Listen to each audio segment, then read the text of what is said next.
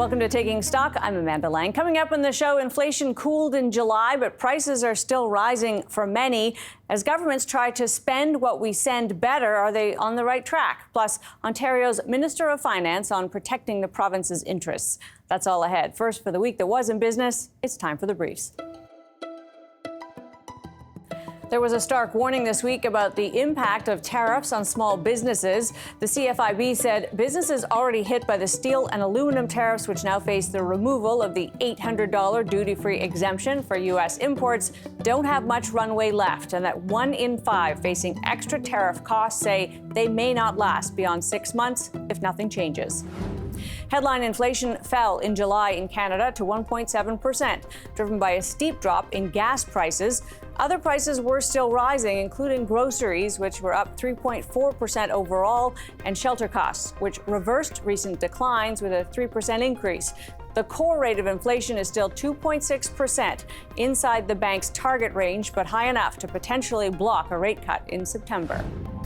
There are some signs the number of consumers struggling with debt has leveled off slightly. Equifax Canada says 1.4 million consumers missed a credit payment in second quarter. That's down slightly from the first 3 months of the year. Canadians without a mortgage are more likely to miss a credit payment.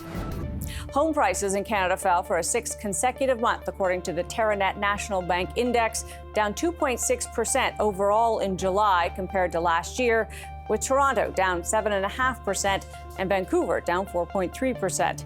8 of the 11 cities in the index did gain in price, though. Quebec City was up almost 17%, Edmonton up 5.3%.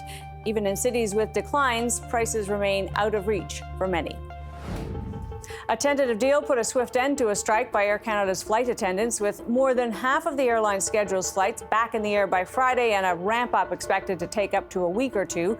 Air Canada said that 500,000 customers' flights had been canceled due to the strike. The new 4-year deal would see workers paid for the work they do on the ground as well as in the air.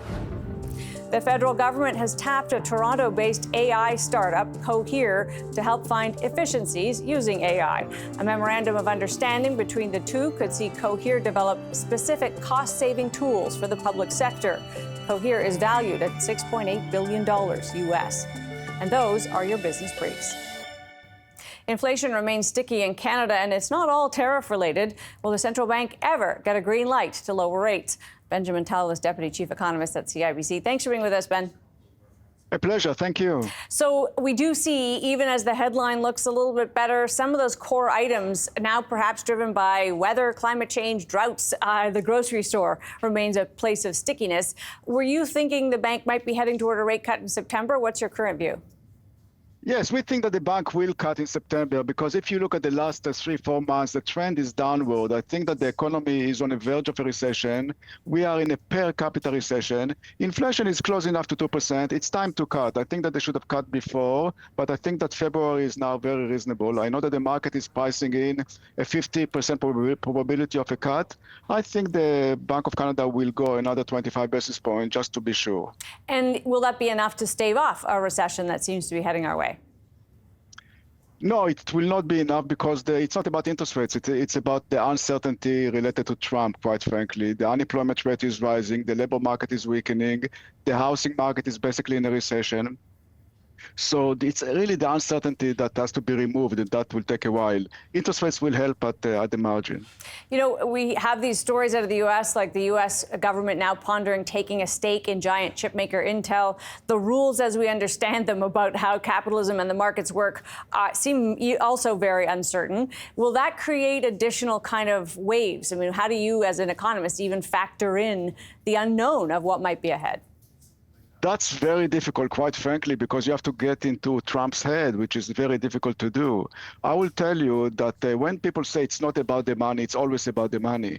And when it comes to tariff, it is about the money. I think that what the administration in Washington trying to do now is to find a number in terms of tariff that will generate a lot of money, but also will keep the economy going, the U.S. economy. So 10, 15% tariff rate globally is a reasonable number that will give them about $320 billion to pay for all the things that they want to do. So at the end of the day, it's not about getting the jobs back. It's not about more manufacturing in the US. It's about the money.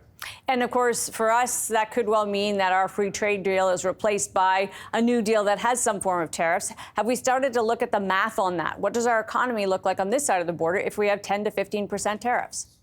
Yes, it depends really where. I think that in our case, it will not be across the board. It will be by sector. So clearly, if you are in steel, you are worried. If you are in a lumber, you are really worried. Definitely dairy, worry. If you are in the auto sector to an extent, but beyond that, I don't think you should be worried too much because it will be by sector. Regardless, it will be a significant factor impacting Canada that will reduce our ability to grow and clearly will force us to focus more and more internally and make sure that our economy is self-sufficient, including productivity. So we have to realize that this is not the end. This is just the beginning. So good to have you, Ben. Always appreciate your time. A pleasure. Thank you. Benjamin Tal, Deputy Chief Economist at CIBC. Coming up, the federal government has an ambitious agenda to cut spending and also rebalance Canada's economy. We've got a view on both. Stay with us.